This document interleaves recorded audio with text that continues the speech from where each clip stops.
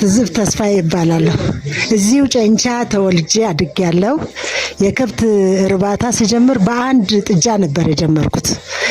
እሷም ጥጃ እቺ ከናቴ አንድ ጥጃ አምጥቼ ዛሬ እንግዲህ 4ኛ ዓመት ላይ ነው የምገኘው። እርባታውን ጀምሬ ማለት ነው። በአንድ ጥጃ ጀምሬ ከዚያ ተነስቼ አሁን ኦልሬዲ ወደ 22 ደርሰዋል። 4ኛ ዓመት ላይ ነው ያለሁትና በዚህ እርባታ ቤተሰብንም አስተዳድራለሁ፣ ልጆቼን አስተምራለሁ። ለኛ የገቢ ምንጫችን ነው ይሄ እና ደግሞ የተሻሻሉ ዝርያዎችንም አግኝቻለሁ። በተለይ ተዳቅለው ጥሩ ዝርያዎችን ሴት ማግኘት ችያለሁ። አሁን እዚሁ ተዳቅለው የተወለዱ ብዙ ጊደሮች አሉ ከሰክስድ ሰመን ያገኘኋቸው ማለት ነው። ይሄ ነገር ደግሞ ትልቅ ግብአት ሆኖልናል። አሁን እነዚህ መሃል በመርፌ የተዳቀሉ እቺም በመርፌ ተዳቅላለች። እቺኛዋ አሁን 6ኛ ወር ይዛለች በመርፌ ተዳቅላ። እንደገና እቺም እነኝም ሁሉ አሁን ከዚህ በፊት የኮርማ አገልግሎት ነበር የምጠቀመው። የኮርማ አገልግሎት ግን ብዙን ጊዜ በሬ ነው የሚወልዱት፣ ሴት ማግኘት አይቻልም። በአጋጣሚ ነው ሴቶችን የምናገኛቸው። ነገር ግን ይሄን የሰክሲድ ሰመኑን ከመጠቀም ከጀመርኩ በኋላ ያው 1500 ብር ብቻ ነው የሚከፈለው። ዛሬ ላይ የአንድ ከብት ዋጋ 205,000 ምናምን እንደዛ ነው። 250,000 ብር ነው። ግን በ1500 ይሄንን ማግኘት ትልቅ እድል ነው። ስለዚህ ሰው ወደዚህ ግንዛቤ ቢገባና ወደዚህ ሲስተም ውስጥ ቢገባ በጣም ትልቅ ወሳኝ ነገር ነው። አንድ ጊደር ነበር የገዛኋት። እሷን መጀመሪያ እንዲያውም እሷ በ30,000 ብር ነበር የገዛሁት። በ30,000 ብር ገዝቼ ከዚያ በኋላ ነው እሷ እየተባዛች ማለት ነው እንደዚህ የሆነችው። የተወሰኑ በግዢ ያገኘኋቸው አሉ። ግን አሁን በአብዛኛው የተሻሻለ ዝርያ ማስፋፋት ስለፈለኩኝ ከግዢው ይልቅ ቤት የተሻሻለ ዝርያ እያዳቀልኩኝ አሁን ከ8-9 ወደ 10 የሚደርሱ ሴት ጊደሮችን አግኝቻለሁ።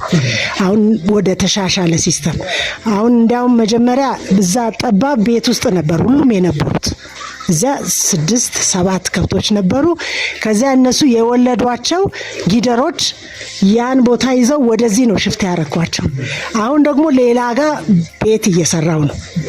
አሁንም የማስፋፋት ማስፋፊያ ቤት ኦልሬዲ ተሰርቶ አልቋል።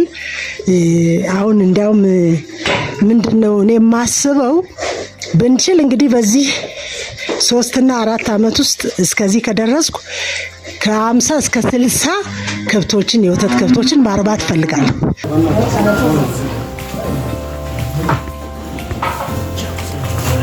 የበለጠ ውጤታማ መሆን የሚቻለው ለመኖ ሰፊ መሬት ያስፈልገኛል። እኔ አሁን በደንብ ውጤታማ ለመሆን ተቸገርኩበት። በግዢ ሲሆን ብዙ ትርፋማ ትሆን የሚያደክምሃልና ሰፊ ማሳ ቢኖርህ እዚያ ላይ እንሰት የምተክልበት ሳር መኖ የሚዘጋጅበት የተለያዩ መኖዎችን እኔ አሁን እንደነ ደሾ እንደነ አልፋ ያሉ ዘርቼ እየተጠቀምኩ ነው። ግን የማሳ ጥበት አለ። ለነኚህ በስፋት እንደው መንግስት አለ አይደል አመቻቸው ቢረዳኝ በስፋት ከ50 እስከ 60 ያሉ ከብቶችን በቀጣይ 2-3 ዓመታት ውስጥ ወደዛ ለመድረስ ነው እቅዴ። በቀን እኔ አሁን ከ100 እስከ 100 ሊትር አገኛለሁ። አሁን በትንሹ ከ15 ሊትር እስከ 25 ሊትር የሚሰጡ ከብቶች አሉ። ጊደሮች መጀመሪያ ሲወልዱ ብዙ ምርት አይሰጡም።